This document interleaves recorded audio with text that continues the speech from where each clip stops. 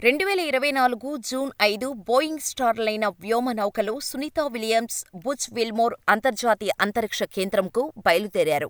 అసలు ప్లాన్ ప్రకారం ఈ మిషన్ కేవలం 8 రోజులు మాత్రమే ఉండాల్సి ఉండగా, స్టార్లైనర్లో సాంకేతిక సమస్యలు, థ్రస్టర్ లోపాలు మరియు హీలియం లీకులు కారణంగా వారి రిటర్న్ ఆలస్యమైంది. ఈ సమస్యల వల్ల స్టార్లైనర్ సెప్టెంబర్ 2024లో వారు లేకుండానే భూమికి తిరిగి వచ్చింది. దీంతో వారిని తీసుకురావటానికి నాసా తర్వాత స్పేస్-ఎక్స్ క్రూ-9 మిషన్ను ఆగస్టు 2024లో ప్రారంభించింది. ఇందులో Nick Hague, Russian cosmonaut Alexander Gorbunov ఉన్నారు. ఈ మిషన్లో సునీత, విల్మోర్ల కోసం 2 సీట్లు రిజర్వు చేయబడ్డాయి. వీరు స్పేస్-ఎక్స్ డ్రాగన్ వ్యోమనౌక ద్వారా 2025 మార్చి 19న భూమికి తిరిగి రానున్నారు. నాసా ప్రకారం ఈ రిటర్న్ ఫ్లైట్ ఫ్లోరిడా తీరంలో సముద్రంలో ల్యాండ్ అవుతోంది. అమెరికా సమయం ప్రకారం మంగళవారం మార్చి 18, 2025న సాయంత్రం 5:57 ఈడీటీకి షెడ్యూల్ చేయబడింది. ఈ 9 నెలల కాలంలో సునీత, విల్మోర్ అంతరిక్షంలోనే ఉన్నారు. ఐఎస్ఎస్లో శాస్త్రీయ పరిశోధనలు, నిర్వహణ పనులు చేశారు. సునీత విలియమ్స్ రెండోసారి ఐఎస్ఎస్ కమాండర్గా కూడా వ్యవహరించారు. భూమికి చేరిన తర్వాత సుదీర్ఘ అంతరిక్ష వాసం వల్ల వీరి శరీరాలు గురుత్వాకర్షణకు అలవాటు పడేందుకు కొంత సమయం పట్టవచ్చని, వైద్య పరీక్షలు, రిహాబిలిటేషన్ అవసరమని నిపుణులు అంచనా వేస్తున్నారు. వీరి ధైర్యం, సహనాన్ని అందరూ ప్రశంసిస్తున్నారు. అయితే ఇన్ని నెలలు అంతరిక్షంలో ఉన్నందుకు సునీతా విలియమ్స్ ఎంత జీతం అందుకున్నారో కూడా సోషల్ మీడియాలో చర్చ జరుగుతోంది. ఇతర ఉద్యోగాల్లా కాకుండా వ్యోమగాములకు ఎక్కువ రోజులు మిషన్లో ఉన్నందుకు అదనపు జీతం ఉండదని నిపుణులు చెబుతున్నారు. వ్యోమగాములు ప్రభుత్వ ఉద్యోగులు కాబట్టి అంతరిక్షంలో గడిపిన సమయాన్ని సాధారణ డ్యూటీగానే పరిగణిస్తారని, ఎక్కువ రోజులు మిషన్లో ఉన్నందుకు అదనపు డబ్బులు ఇవ్వరని రిటైర్డ్ నాసా వ్యోమగామి క్యాడీ కోల్మన్ వివరించారు. ఐఎస్ఎస్లో ఉన్నన్ని రోజులు వ్యోమగాములకు సాధారణ జీతం వస్తుంది. నాసా వారి ఖర్చులన్నీ చూసుకుంటోంది.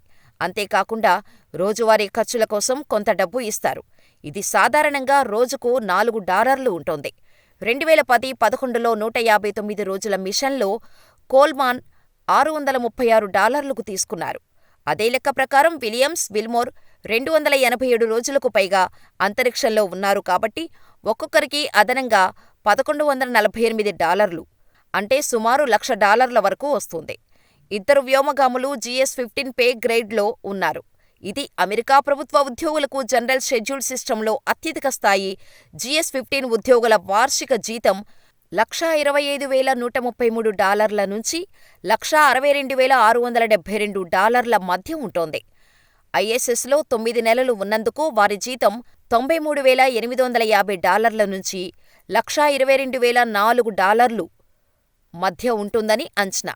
దీనికి అదనంగా $1,148 కలుపుకుంటే వారి మొత్తం సంపాదన $94,998 నుంచి $123,152 వరకు ఉంటుంది. ఎక్కువ రోజులు ఉన్నప్పటికీ విలియమ్స్, విల్మోర్ ఐఎస్ఎస్లో చిక్కుకుపోలేదని నాసా స్పష్టం చేసింది. వ్యోమగాములు పరిశోధనలు చేస్తూ అంతరిక్ష కేంద్రం మిషన్లో చురుకుగా పాల్గొన్నారు. వారిని భూమికి తీసుకురావడానికి బోయింగ్ స్టార్లైనర్ వ్యోమనౌక ఆలస్యం కావటంతో సాంకేతిక సమస్యలు వచ్చాయి. చాలాసార్లు వాయిదా పడిన తర్వాత నాసా ఇటీవల సహాయక మిషన్ను ఆమోదించింది. ఫ్లోరిడాలోని కెనడీ స్పేస్ సెంటర్ నుంచి స్పేస్-ఎక్స్ ఫాల్కన్ 9 రాకెట్ను శుక్రవారం సాయంత్రం 7:03కు పంపింది. ఈ రాకెట్ డ్రాగన్ వ్యోమనౌకను తీసుకువెళ్లి ఉదయం 10 గంటలకు ఐఎస్ఎస్తో విజయవంతంగా అనుసంధానమైంది. డ్రాగన్ వ్యోమనౌక నాసాకు చెందిన స్పేస్-ఎక్స్ క్రూ-10 మిషన్లో భాగమైంది. ఇది 4 కొత్త సిబ్బందిని ఐఎస్ఎస్కు తీసుకువెళ్లింది. నాసా వ్యోమగాములు Anne McClain, Nicole Ayers, Japan Aerospace Exploration Agency వ్యోమగామి టకుయా ఒనిషి, రష్యన్ వ్యోమగామి Kirill Peskov, Sunita Williams, Butch Wilmore మార్చి 19న ఫ్లోరిడా తీరంలో దిగనున్నారని నాసా ధృవీకరించింది. మార్చి 17న రాత్రి 10:45కు డ్రాగన్ వ్యోమనౌక తలుపు మూసివేసే కార్యక్రమాన్ని ప్రత్యక్షంగా చూడవచ్చు. వ్యోమగాములు ఊహించని విధంగా ఎక్కువ రోజులు గడిపిన తర్వాత అంతరిక్ష ప్రయాణంలో ఉన్న సవాళ్లు, అంతరిక్ష పరిశోధనకు తమను తాము అంకితం చేసుకున్న వారికి వచ్చే డబ్బు గురించి చర్చలు జరుగుతున్నాయి. ఏది ఏమైనా సునీతా విలియమ్స్ మొత్తానికి క్షేమంగా భూమ్మీదకు వచ్చి మంచి ఆరోగ్యంతో గడపాలని కోరుకుందాం.